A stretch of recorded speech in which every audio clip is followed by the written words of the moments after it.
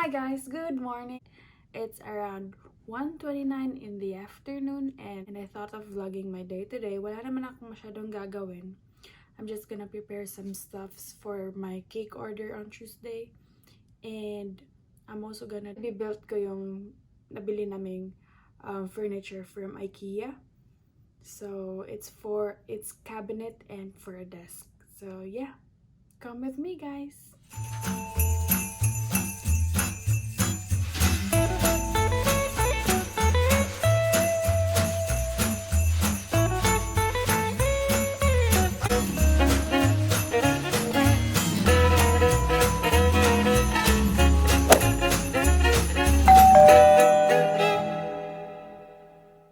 So guys, sorry na makalat. Ito yung sinasabi ko.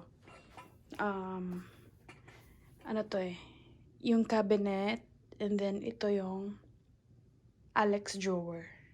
So yeah. Yan, wala lang yan.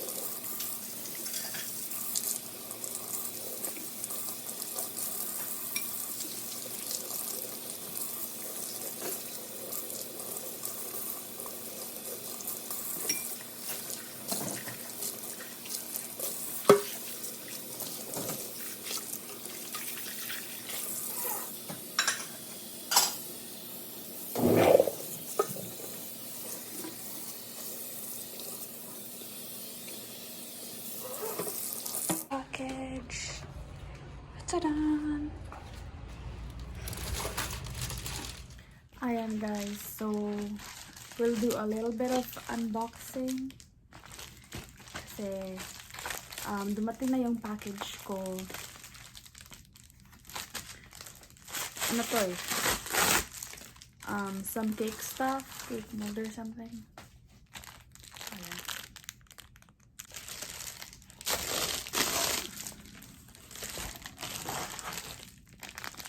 There. It's for a cake order on Tuesday.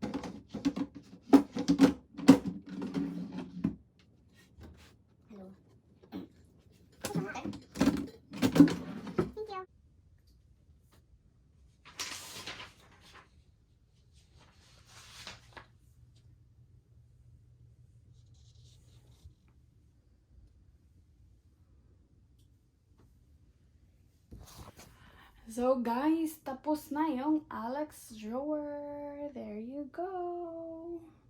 Ang tagal. Pero may gagawin pa ako dyan. Di pa dyan totally tapos. So yeah.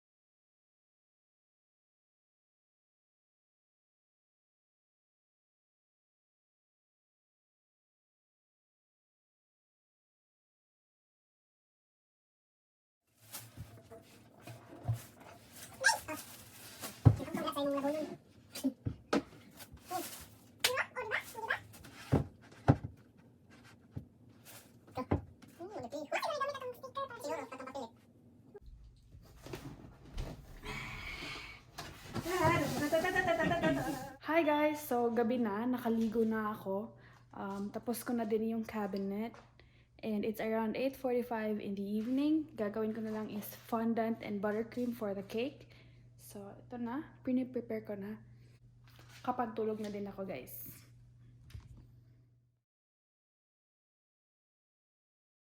So guys, if you wanna know my fondant recipe, please do comment down below.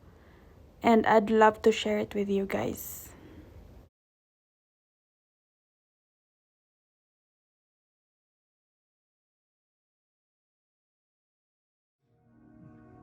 So guys, yung marshmallow pwede mong i-double boil para mag-melt down siya. Or you could also do microwave para easier. So 30 seconds and increments lang, and then total of 3 minutes.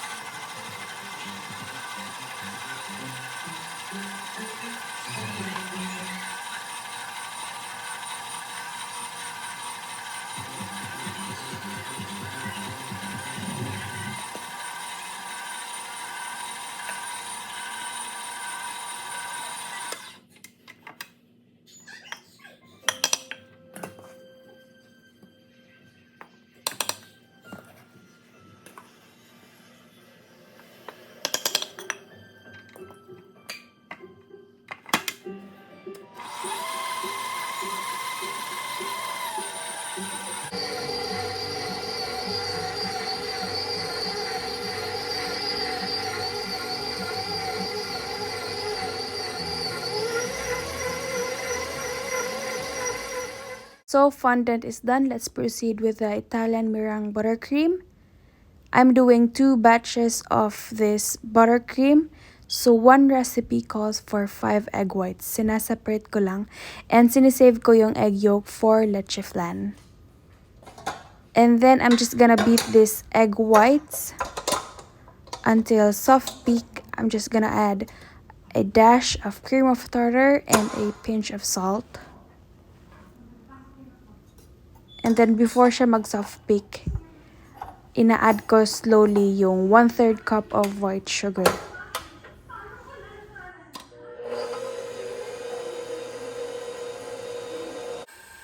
So now in a small pot, lagyan ko lang siya ng 1 cup. But since we're doing times 2 for this recipe, I'm putting 2 cups of white sugar. And also 2/3 of water. And then i-boil ko lang siya until it reaches to 140 degrees Fahrenheit.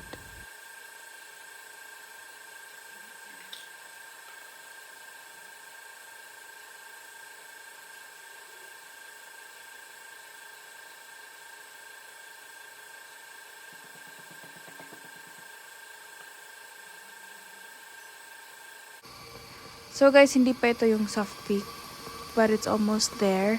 When it reaches to soft peak, you could add in or pour in the sugar syrup na 140 degrees Fahrenheit yung temperature. And then, this is how it would look like guys pag na-add mo na yung sugar syrup. Kailangan mo munang i-cool down itong meringue before you could add in the butter because kung mainit siya, magme-melt lang yung butter and hindi siya mag-incorporate.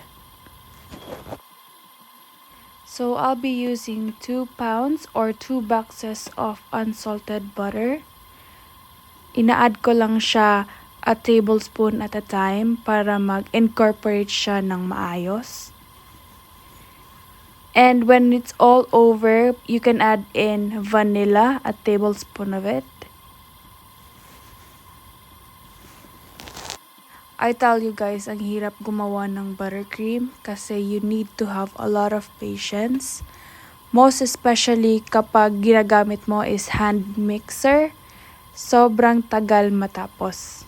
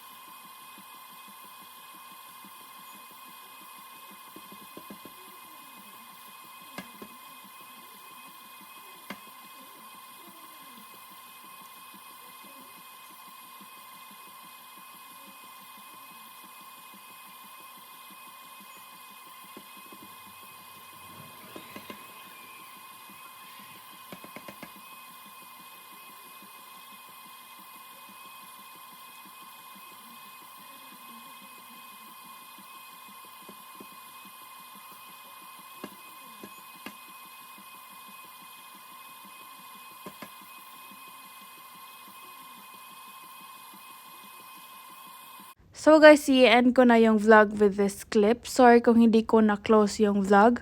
But if you like this video, please give it a thumbs up, subscribe to my channel, and click the bell button so you'll be notified whenever I post new videos. And comment down below any video suggestions, guys. I would love to hear from you. Thank you guys so much for watching. Bye!